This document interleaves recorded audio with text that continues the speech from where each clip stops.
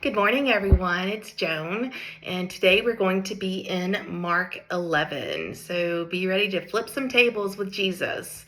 I love the story. I like the way he explains it. It's very interesting.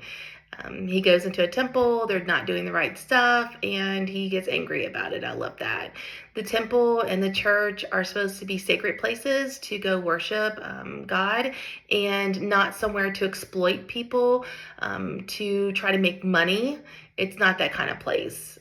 If your area or your church that you go to, if they have places that do sell like coffee or whatever, I don't think that's what they're trying to do here. But what they're talking about is the you'll hear how it works. So there's different places within the temple that are just ripping people off pretty much, and Jesus is not going to have it, which I absolutely love that. So we're going to get into that. I love that story. It kind of takes me to church though. So how many of you actually have a church that you go to? And if so, how comfortable are you in that church?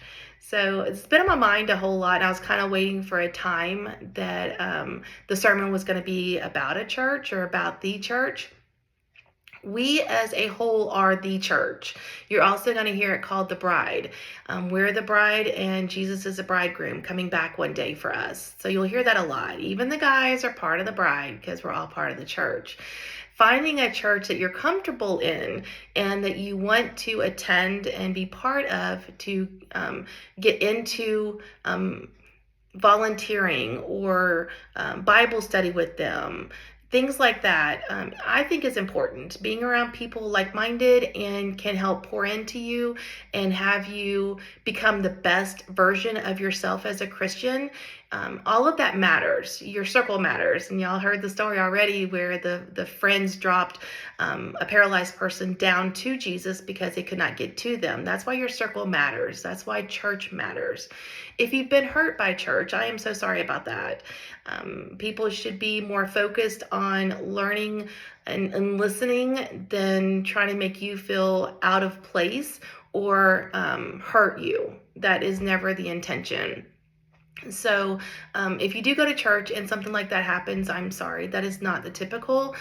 Just find a different pew, find a different area. Stay away from that person. That's a very toxic person because they should be welcoming. You should always be welcome and feel welcome at church. So, if you need to find a place, if you live around here, I'd be more than happy to see you at Marcus Point Baptist Church. We'll even save a seat for you. Not right now. Still not going yet. Still kind of confined to home. But as soon as I'm going back, I'd love to have you sit next to me. I'll be quiet. I don't talk during church. I don't even bring my phone to church. So it's all about God. It's all about learning about Jesus, learning about how to be the best version of yourself. That's, in my opinion, the best thing to do. The best version of yourself is the self that shows Jesus in everything that you do. A smile, kindness, patience, all of that shows Jesus. And that's what we want to show the world. We can talk the talk, but we got to also walk the walk. So let's go ahead and get started with Mark 11. Give me just a moment to get it queued up. Mark chapter 11 today on Through the Word, as our story enters the biggest week in history, Holy Week. Jesus walked the earth for about 33 years, but Mark dedicated more than a third of his gospel to this one week. There are a lot of stories to tell here, and you've probably noticed that we don't cover all of them in the audio guides. But I do hope that you read them all. Mark 11 opens on Sunday with Jesus' grand entrance into Jerusalem on a donkey's colt. For my thoughts on that story, check out the Matthew 21 guide. But here in Mark, we're going to jump to Monday and follow Jesus back into Jerusalem the next day. Now, speaking of following, have you ever tried to follow a story that lost the plot? What I mean is, it started in one direction, developed some themes and characters, and then suddenly you're in a wacky world without a clue as to how you got there. The movie ends and everyone walks out of the theater going, "What just happened?" I'll tell you what happened. They lost the plot. Now, the Bible is not like that. God is a much better author, and the whole story weaves together powerfully. God's people, however, have a bad habit of losing track of the point. I think that some people walk out of church the same way that crowd walked out of the theater. What was that even about? And that is exactly what we have here on Monday. In Sunday's story, we saw Jesus lamenting over Jerusalem, that they missed it. God told them what to watch for. He even pinpointed the day, and they missed it. It were not as though they didn't have reminders. In fact, that is exactly why Jerusalem was so full. Almost the entire nation of Israel came together, as they did every year, for one huge reminder. It was called Passover. Passover is a feast, one of 7 annual feasts declared by God Himself for the Jews to gather together to remember. Remember that God saved their lives, that He rescued them from slavery and from death by the blood of a lamb. Passover was a celebration of God's faithfulness and God's promises, because some things should never be forgotten. Basically, the feasts were God's way of making sure that His people didn't lose the plot. But then sometimes we can miss the point even when it's right in front of us. Now, Passover was Thursday. We're still on Monday, but there would be much preparation in Jerusalem, particularly at the temple. Many thousands of families from all around Israel would come to the temple to bring a lamb for sacrifice. The priests would be inspecting the sheep to make sure they were spotless, just as God had instructed. But then there were other goings on at the temple, not as God instructed. Jesus is on His way there with His disciples, so let's catch up with them at Mark 11, verse 12. The next day, as they were leaving Bethany, Jesus was hungry. Seeing in the distance a fig tree in leaf, He went to find out if it had any fruit. When He reached it, He found nothing but leaves, because it was not the season for figs. Then He said to the tree, "May no one ever eat fruit from you again." And His disciples heard Him say it. Hold on a second. Did Jesus just curse a fig tree? Yes, He did. But why? Well, He didn't say. Not yet. I think sometimes Jesus makes a point by leaving you guessing and forcing you to think.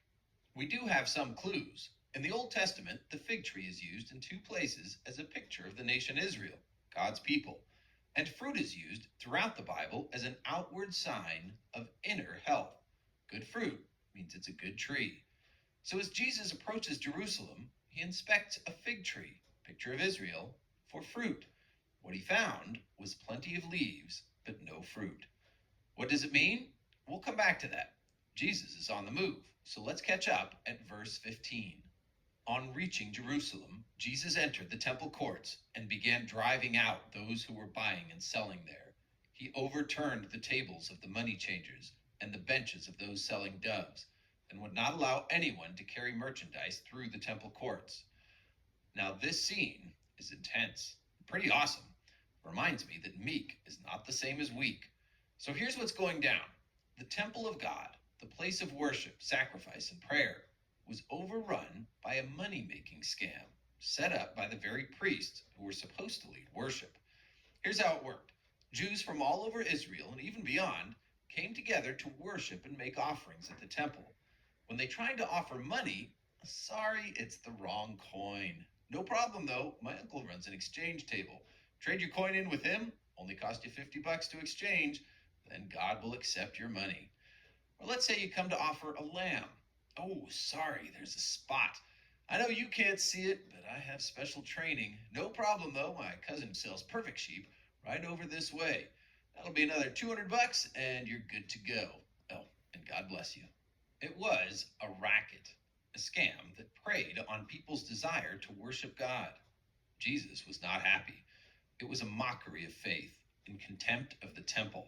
And it was not the first time.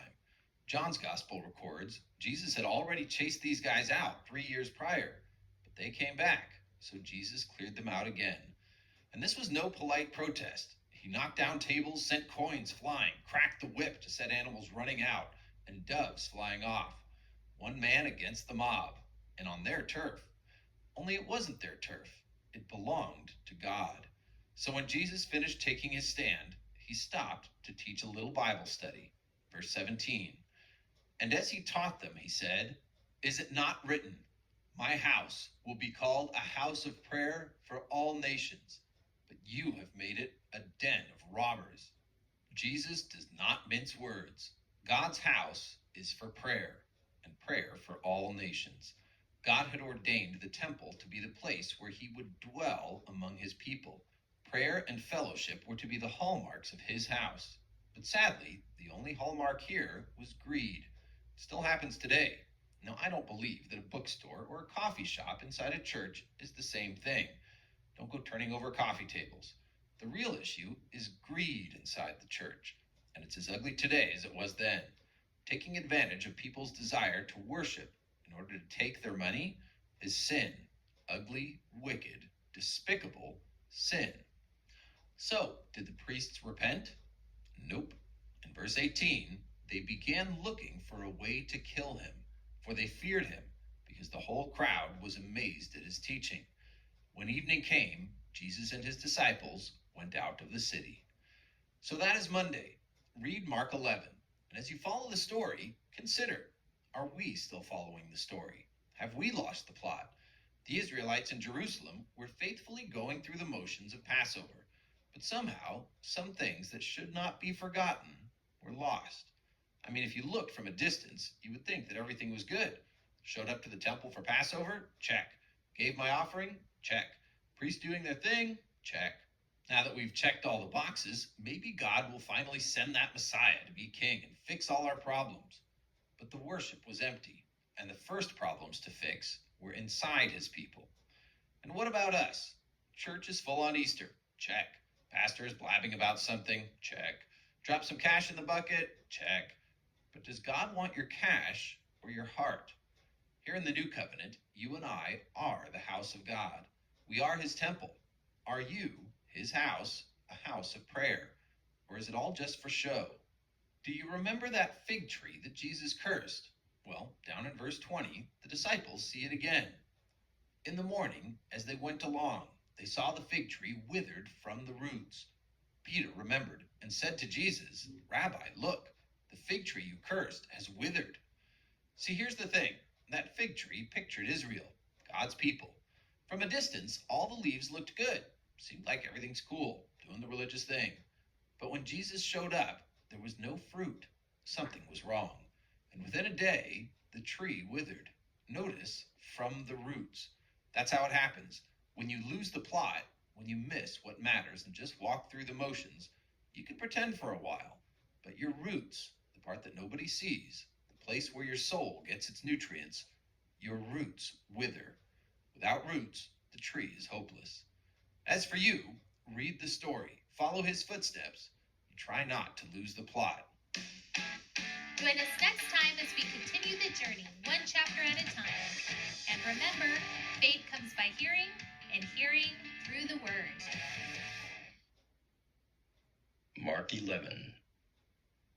And when they came nigh to Jerusalem, unto Bethphage and Bethany, at the Mount of Olives, he sendeth forth two of his disciples, and saith unto them, Go your way into the village over against you, and as soon as ye be entered into it, ye shall find a colt tied, whereon never man sat. Loose him, and bring him. And if any man say unto you, Why do ye this? Say ye that the Lord hath need of him, and straightway he will send him hither. And they went their way, and found the colt tied by the door without, in a place where two ways met. And they loose him. And certain of them that stood there said unto them, What do ye, loosing the colt? And they said unto them, Even as Jesus had commanded, and they let them go.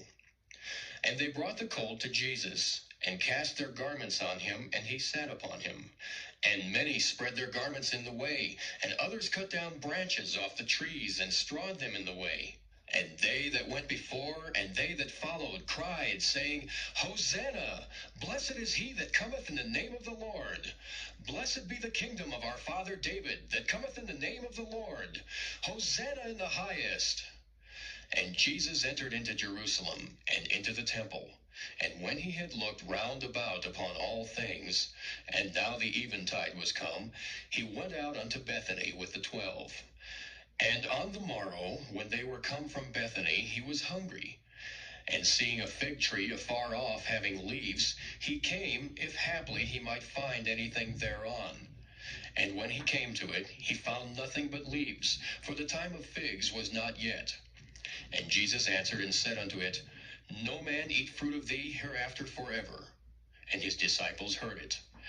And they come to Jerusalem, and Jesus went into the temple, and began to cast out them that sold and bought in the temple, and overthrew the tables of the money changers, and the seats of them that sold doves, and would not suffer that any man should carry any vessel through the temple. And he taught, saying unto them, Is it not written, My house shall be called of all nations the house of prayer? But ye have made it a den of thieves. And the scribes and chief priests heard it, and sought how they might destroy him, for they feared him, because all the people was astonished at his doctrine. And when even was come, he went out of the city. And in the morning, as they passed by, they saw the fig tree dried up from the roots. And Peter, calling to remembrance, saith unto him, Master, behold, the fig tree which thou cursedst is withered away. And Jesus answering saith unto them, Have faith in God. For verily I say unto you, that whosoever shall say unto this mountain, Be thou removed, and be thou cast into the sea, and shall not doubt in his heart, but shall believe that those things which he saith shall come to pass, he shall have whatsoever he saith. Therefore I say unto you, what things soever ye desire, when ye pray, believe that ye receive them, and ye shall have them. And when ye stand praying, forgive if ye have aught against any, that your Father also which is in heaven may forgive you your trespasses. But if ye do not forgive, neither will your Father which is in heaven forgive your trespasses. And they come again to Jerusalem. And as he was walking in the temple, there come to him the chief priests and the scribes and the elders, and say unto him, By what authority doest thou these things? And who gave thee this authority to do these things? And Jesus answered and said unto them, I will also ask of you one question, and answer me, and I will tell you by what authority I do these things. The baptism of John, was it from heaven or of men? Answer me. And they reasoned with themselves, saying, If we shall say from heaven, he will say, Why then did ye not believe him? But if we shall say of men, they feared the people, for all men counted John that he was a prophet indeed. And they answered and said unto Jesus, We cannot tell. And Jesus, answering, saith unto them, Neither do I tell you by what authority I do these things.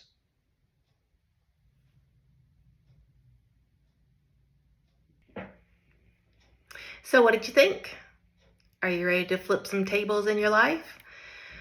A lot of flipping tables going on in my life. So anytime that something needs to change, I can just picture Jesus in there flipping tables around, telling me what needs to change and helping me change. So I hope all of you enjoyed that story. I sure did. I didn't pray at the beginning of the video. I noticed that about halfway through and decided we're just going to go with it. I do pray before every video. So everybody who's listening has been prayed for. Just remember that if you got something out of this, if you felt somebody on your heart, if you had a name on your heart, go ahead and share it. I'm more than happy to have it all over anywhere you want it to go. And I thank you all for being with me today. I love you all. Have a wonderful day.